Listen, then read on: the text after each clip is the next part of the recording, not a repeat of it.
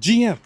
Guys, I'm on the rooftop of my hometown house with the dog at the back. And I just thought of this video because recently Warren Buffett, the greatest investor of all time, he retired at age 95. And he's famous for something interesting. First of all, he's rich as fuck, but he's also famous because he ate Haribo's every day and went to McDonald's every day or something. And he definitely had his McDonald's every day. I mean, his Coca-Cola, sorry. He was drinking Coca-Cola every day.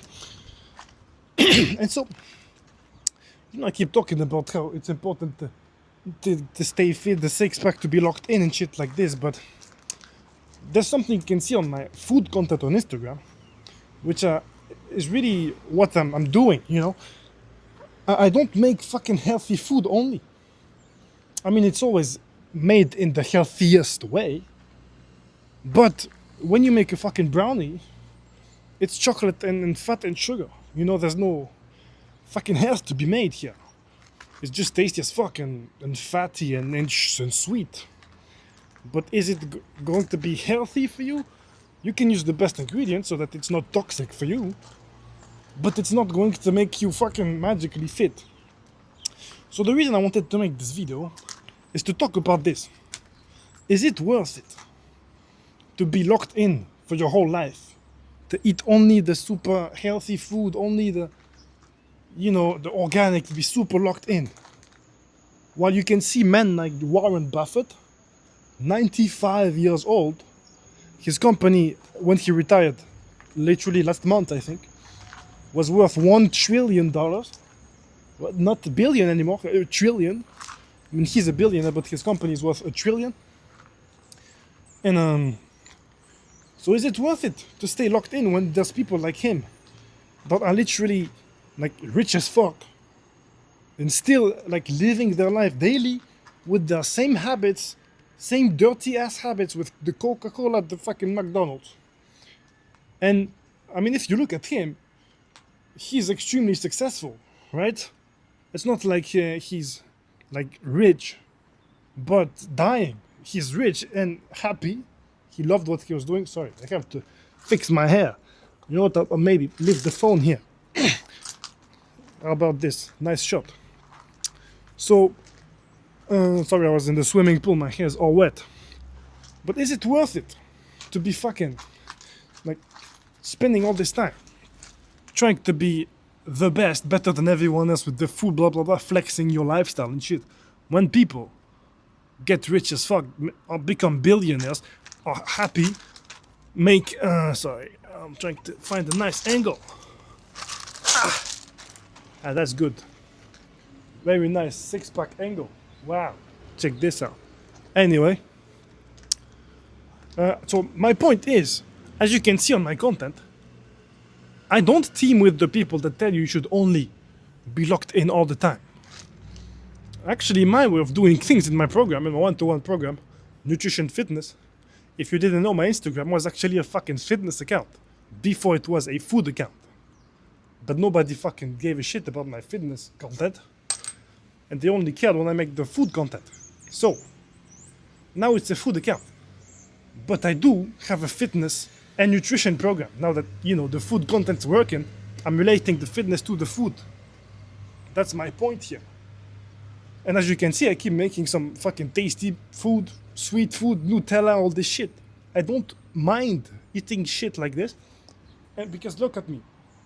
I have like a top 1% six-pack. To have your six-pack show like this in such a bad lighting, because it's 3D, guys. It's like very thick abs. It's not just, being skinny, having no fat, and so you have six-pack. I actually have quite some fat on my side, but I just have such a thick six-pack that it stays forever. And my way of going about fitness is not to be extremely locked in and better than everyone and all this shit. It's understanding that you're human. And humans are not robots. Humans have events that happen in their lives. Their feelings are going to vary depending on those events. For example, this morning, one of my friend's dog died.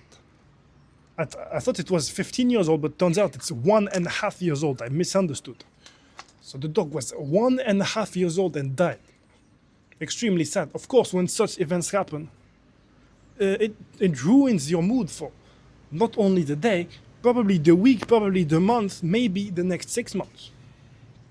You know, and when you have such things happen in your life, especially deaths, it really is going to hit you in a special way because, you know, if you're going to die tomorrow, what worth was it to eat only organic your whole life and to spend the extra money trying to buy the best ingredients? Sorry, I'm looking at my dog because he's eating weird shit. So what worth is it to focus so much on your wellness if you're going to die tomorrow? Why not just enjoy the day and eat the Nutella and the Coca-Cola if that's what you enjoy? The dog is dead. It could have been you. You could have died. And I know another friend who had her sister die. She was 19 when it happened. Her sister was 21. And when you know this, I'm 24 right now. What if I had died at 21? I would have never ended up in this situation. I would have never become anything online. I had 500 followers for fucking years. I would have been stuck at this stage. I would not even have started making content. Nobody would know me. All this happened because I'm not dead yet. But if a death happens, everything is stopped. So why would you put all your effort into having the perfect life if you might just die tomorrow? And that's what I'm trying to teach to people. That it's possible to have this fucking physique, to be the healthiest you've ever been, without being 100% fucking locked in. You don't need what the social media dream that's sold to you, that you have to be working so much more than everyone. You have to be waking up at 4 a.m. I've done this. I've woken up at 4 a.m. every day for like 3 months. It was an interesting experience. I loved it. Huh, look, check out. The dog is here.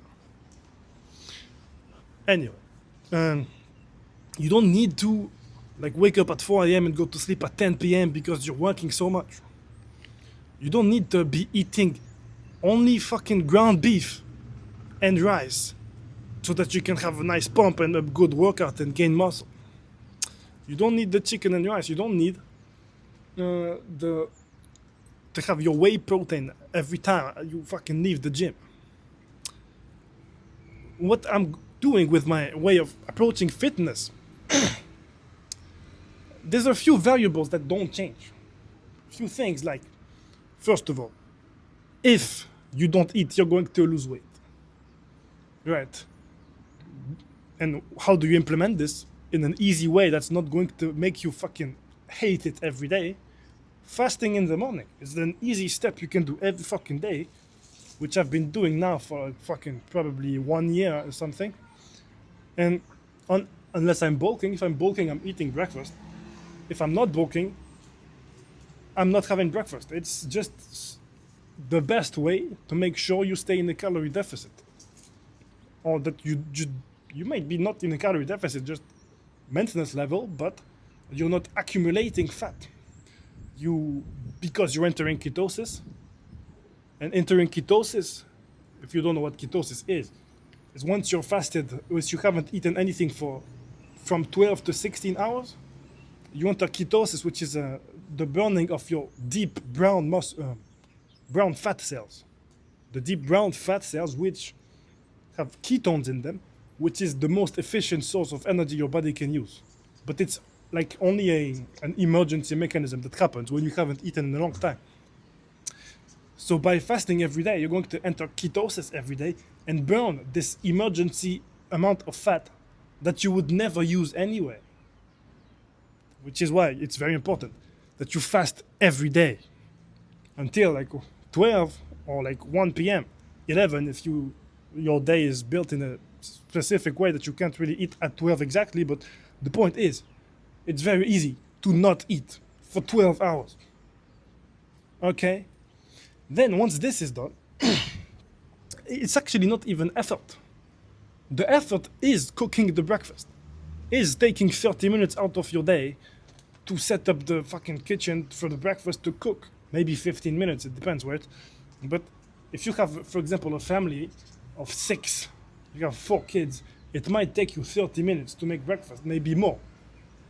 So, if you just fast, everyone in your family fasts, you are all going to be running off ketones, which is the most efficient source of energy. Now, if you do this, if you don't want to have to crash out in energy and fucking, faint because, oh, I don't have my sugars, you need to make sure you don't have any form of sugar. So if you're drinking your coffee, you don't put milk in your coffee. You don't put sugar. You don't put honey in your coffee. Oh my God. Yes. Here's the star of the show. 0 calorie in the morning is very important to make sure you stay in ketosis. And of course, you're going to feel hungry. Your stomach that's addicted to sugar is going to ask you for sugars. It's going to feel hungry, to feel like you need something in your mouth. But it's just something that you have to understand happens because you're addicted. Because, my God, what is he doing? It happens because you're addicted and your attention needs to get back onto important matters like work. If you're busy, you will not think about the fact that you're hungry. If you have 10 important things to do in the morning, 5 important things to do in the morning that take you 5 hours, by the time you finish them, you won't even have thought about the fact that you're hungry. Hunger happens because you're bored. You're bored as fuck. By being bored, you just are in a resting state, and what happens when you're in a resting state? Your brain starts thinking about the unnecessary, the way to trigger. So, what is he doing? He's eating something. Your brain thinks about what ways to do to make your time interesting right now, how to make you have fun, how to trigger your dopamine receptors to actually feel good. You could be eating because the food in your mouth is going to feel good. That's why hunger happens. That's why you feel bored, because you want excitement again, you want dopamine. If you get bored, your body is going to try to make you feel good by doing interesting things like eating. So by how to not get hungry like this, you just make sure you're busy in the morning until like 11, until 12, so that you can have your first meal after this. Then, of course, if you want to enjoy the food that you want, the Nutella, all this bullshit, the way that I've experienced in my own trial and error for like 3 years is that, first of all, the fasting is inevitable. It's the best fucking hack in weight loss. The second thing that I find super necessary is, for lunch, you don't have a fucking complex lunch, because one thing that's going to change the whole impact on your day, how your day went, was it a good day, was it a bad day, is if you had a good morning, like you've been efficient in the morning, then you have lunch, and you become a lazy piece of shit after lunch that needs a nap. Now, maybe you take naps frequently, maybe you're from Spain or something where they do naps all the time. So why does that happen? Why do people get tired?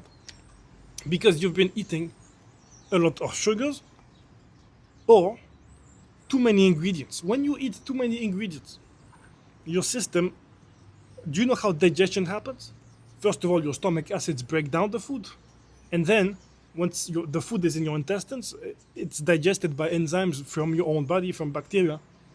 So it's a 2-step process. First of all, if you eat a lot for lunch, you're going to have to produce a lot of stomach acids. That's going to take energy. That's going to make you tired. Second thing, the more different ingredients you eat, the more different types of enzymes your body is going to what's the word? Not produce, but to summon. Is it the correct word? Your body is going to summon a lot of different types of enzymes to digest a lot of different types of ingredients. And this is also going to gather some energy, to take energy from you and make you feel sleepy as fuck. So one way to not feel tired as fuck and ruin the rest of your day from lunch, or to just basically end the day from lunch because you get lazy in the afternoon, is to eat one ingredient, two ingredients. You know what I mean by this is, for example, just one animal protein and an animal fat. So butter or beef tallow, whatever you want, and eggs or steak. The best would be beef tallow and steak, right? Because it's just one animal. This would be the fucking best. Look at him, so cute. Anyway, by taking a lunch with only steak, this is one ingredient. It's going to be such an easy digestion. You won't feel that you ate, basically. So now, if you don't want to be hungry, you're going to have to be eating a big steak. Maybe a 400-gram steak. In my case, I basically don't eat any steak that's under 350 grams. So it's very easy to have for lunch. One big steak. And that's it. And then the fat is going to help. The amount of fat you put, you can put butter. It's going to be much easier to eat butter than beef tallow. And also the butter is going to taste better. And the more fat you consume, the less you'll be hungry. And the fat is also the second best source of energy. First of all, the best source of energy is your ketones in your fat, your deep fat that you get from being in ketosis in a long fast. The second best source of energy is your fats, I mean, just your normal fat and eating fats, like butter, like raw oils, avocado, the fat on beef, and stuff like this. And the third best, that's it. There's three food sources of energy. The third is sugar, like just normal sugars, sweets, and carbohydrates. Or the third source of energy, which is going to raise your blood sugar levels, give you this energy like this, and then once it goes down, your blood sugar levels, you're going to feel lazy and crash out and want to sleep and really be tired. That's where laziness comes from, is from your blood sugar levels going back down. That's fucking laziness. It comes from your blood sugar levels going back down. So what you should be doing for lunch then is having the one ingredient lunch. For two reasons. First of all, you're not going to have sugars that are going to slow you down for the rest of the day. And the second is the digestion is going to be straight fucking forward. Your stomach acids, you're not going to need a lot because you have one ingredient and the steak is one, what do I mean by this? Just one piece. You know, it's not 5 different things that you've been eating that have different densities, you know? It's just one steak. One piece of muscle from the animal. And then the animal fat, which is absolutely normal to be eating with the steak, which is what nature has been fucking doing for the past 13 billion years, right? If you're going to eat an animal, that's going to be fat from the animal. Your body is definitely evolved to eat exactly this. Unlike, you know, rice, which humans have to cook before eating them. So, once you've digested the steak in your stomach with the stomach acids, then it goes in your intestines, and you're not going to have a lot of work to do to digest it, for the nutrients to be absorbed, because it's only one fucking ingredient. Now, for example, if you had a steak with barbecue spices, which, you know, barbecue spices is like 4 different types of barbecue spices. 4 different types of spices. And on top of this, your sugar, because very often they put sugar in barbecue seasoning. And on top of this, you deglaze the pan with some vinegar. That's a third ingredient. And then you put butter at the end. That's a fifth ingredient. Let's say it's chicken, you know, just for the sake of having more ingredients. Chicken and beef fats are 2 things that don't come naturally together. So then you have 5 ingredients. Then maybe next to this you have pasta, and on your pasta you put olive oil. 7, 8 ingredients. And all of a sudden, the digestion is going to take much fucking longer. Not only because it's just more ingredients, it's different categories of ingredients that come from different fucking places in the world and have been treated in different ways.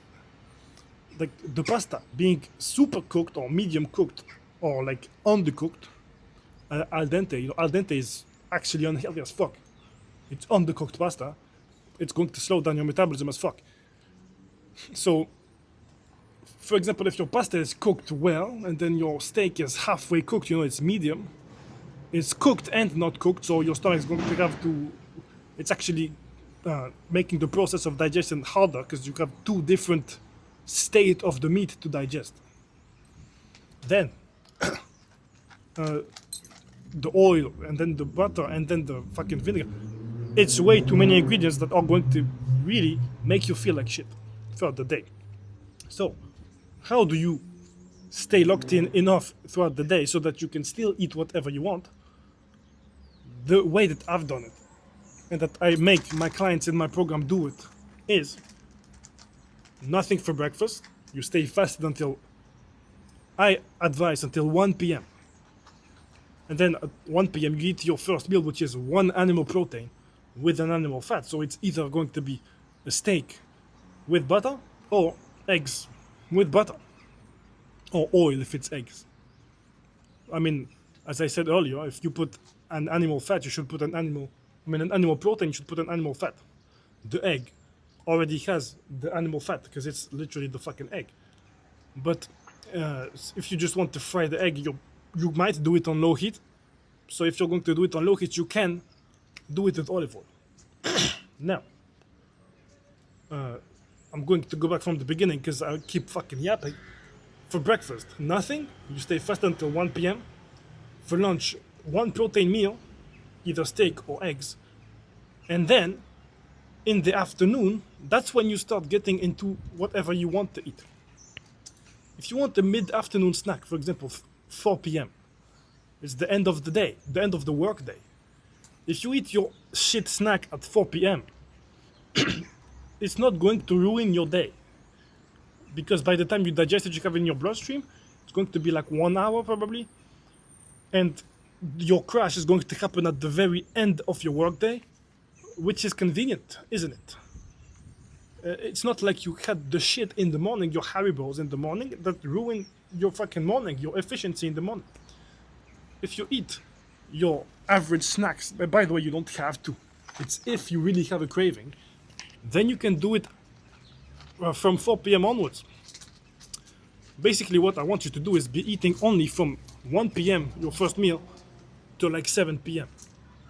You have your afternoon snacks around 4 p.m., 3 p.m., 4 p.m., which can be fruits, which can be just Nutella and bullshit, Bounties, Mars bar, what else?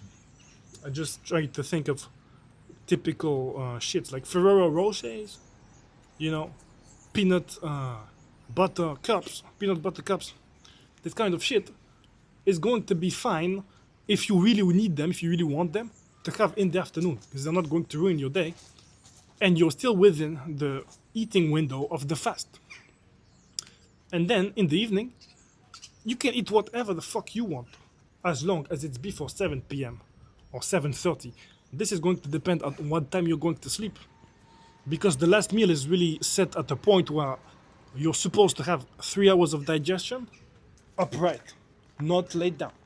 If you're going to digest, I don't want you, like if you plan on having 3 hours of digestion before going to sleep, those 3 hours of digestion should be upright, not on the sofa fucking laid down like this, because you're not going to be able to digest anything like this.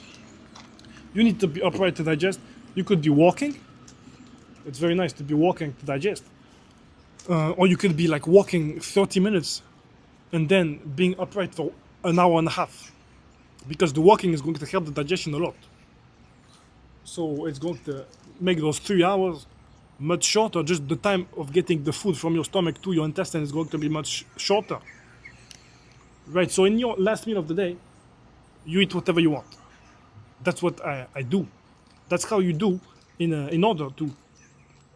In the breakfast, you're not getting fat. For lunch, you're not getting fat. You're burning fat still. You're in ketosis. And because, you've eaten your animal protein that has less than 1% sugar, you're still in ketosis. Actually, the ketosis is going to happen once you get some sugars in your system. So, because the steak has so little sugars in it, you're still going to be burning fats as the main source of energy for fucking hours. until probably the first snack of the day. If you eat a snack, you don't even have to eat a snack. What I do usually, qu'est-ce que tu fais? He's eating some weird shit. Anyway, what I do personally usually is no breakfast, the first steak of the day, and then in the middle of the afternoon, like 3 p.m., my liter of raw milk. I try anytime I can get it, because my supplier doesn't always fucking have it anymore. It's getting close to winter. But anytime I can have a fucking raw milk, at 3 p.m. I have my 1 liter of raw milk, and then I have my last meal of the day at like 6:30, so that I'm done eating it by 7. And then I can edit my videos and shit until like 10 p.m. and go to sleep like this and do it over again the next day. So the liter of milk is a big source of sugar, big source of fat, but it's completely natural. It's a clean fucking snack. If you are going to have snacks in the afternoon, please have clean snacks, have fruits, have honey, have clean shit. You might have just, coffee with a lot of milk and honey. It could be a great fucking snack, instead of the super processed shit. My approach of doing things is, if you want to eat the processed shit, you can. Within this time frame, from 3 p.m. to 7 p.m., you can eat whatever the fuck you want. It's just that if you just have to know, ultra processed is going to make you feel like shit. The more natural you eat, the more you'll feel better. Because everything that's industrial has a shit ton of ingredients that are, by definition, going to slow down your metabolism, make your digestion slow, and make you have a spike of blood sugar, and then a crash, and then you're going to feel lazy and want to sleep. How many times have you eaten frozen lasagna and then felt like absolute fucking sleep? Or just think about the next time. Maybe you eat processed pasta that you buy already made at the supermarket, and you just reheat them in the microwave. Maybe you do this. If you do this, analyze what's happening when you eat it, how you feel before eating it. Are you even hungry, or are you doing it because it's lunchtime and you have to eat for lunch? Eat it and then realize 1 hour later, how do you feel about it? And you can do this with anything that you fucking eat. Analyze how you feel before eating and after eating, and 1 hour after eating. This is going to change your life. It's insane. Okay? So this is how I make it worth it to enjoy life, because life isn't full of just being locked in all the time. If you die tomorrow, was it worth not drinking Coca-Cola today? Because Coca-Cola tastes good as fuck. You didn't eat it yesterday because you felt like, oh, I'm locked in, I need the 6-pack. But if you die today, was it worth it not drinking the Coca-Cola? Well, within my framework of things, you have the Nutella if you want to have it, you have the Coca-Cola if you want to have it, within the time frame. Within 3 p.m. to 7 p.m., you can eat whatever you want in reasonable quantities. Now, be reasonable. Don't just go out on a fucking all-you-can-eat buffet from 3 to 7 to eat as much food as possible, because this is going to make you fat. You don't have to eat as much as you can. Just eat until hunger is fucking fixed, and you just fulfill your cravings. If you really just need the fucking Nutella today, from 3 to 7 p.m. is the time to do it. And if maybe for dinner you want fucking KFC, go ahead for the dinner. You're going to feel like shit afterward because it's ultra processed. Eating KFC is eating a lot of rancid fats that have been sitting in a deep fryer at the same temperature for like probably 2 days. It's rancid as fuck. So if you want to do it within those time frames. And then by doing this over like 3 months, 6 months, as you can see with the guys in my program, or just on myself, that's how you get the nice transformations, like smoothly, slowly, without too much restrictions. This is not a restrictive diet. You just have to understand that breakfast is not going to happen. You can have black coffee or just tea with no calories in it, no sugar, no milk, no honey. But as soon as you're going to do it for a month, you're going to just thinner out. Your body the fat that you have around your waist here will just disappear. This is what this diet does. It ends the accumulation. Because getting fat here and there is just, oh my god, accumulation of calories. You accumulate calories, it comes here and there. And for some people, it's going to be around the neck too. Do it exactly this, what I told you. For 3 months or 6 months, you will change your life around. No breakfast. For lunch, you're going to have the steak. I suggest the steak, right? The steak is going to be better, but it gets expensive to have steak every day, which is why on some other days you're going to have eggs. So for lunch, eggs or steak. And then for dinner, anything that you fucking want from 3 p.m. to 7 p.m. You can have the snacks, you can have the extra fruits, you can have anything. You're just going to have to understand, the more processed it is, the more you're going to feel like shit. Okay? That's it. This is, I think it's the best way to go about life. Because you're going to be enjoying whatever you want every day. You know? And if you really want to be full of energy because you have a big event, then you're going to eat clean throughout those days. And you can just change, your cravings are going to be sugar.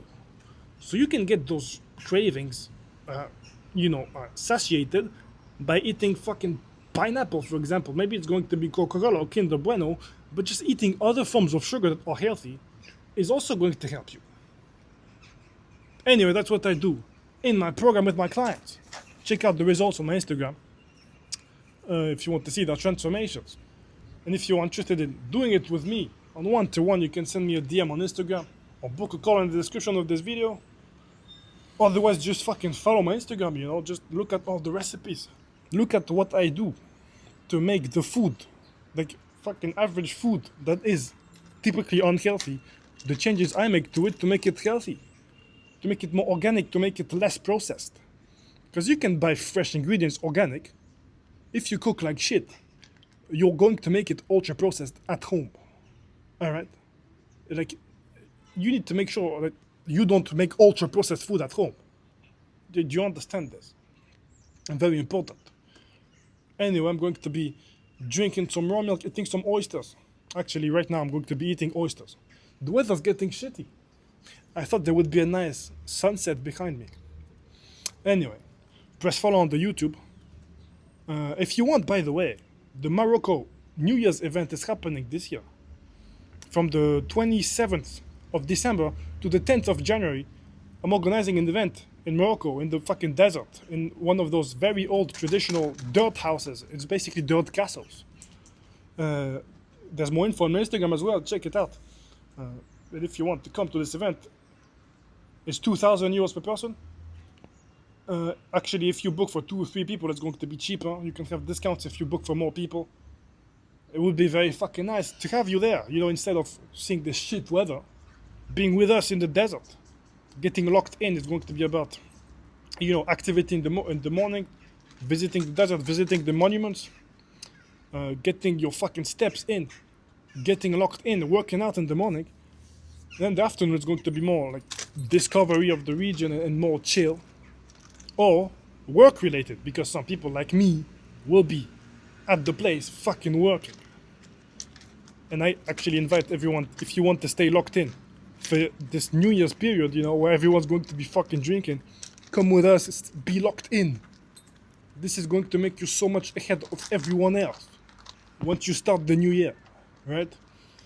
Anyway, would be nice to see you at the event. And I'll see you on my Instagram. Watch my stories, I have a lot of yap like this in my stories every day.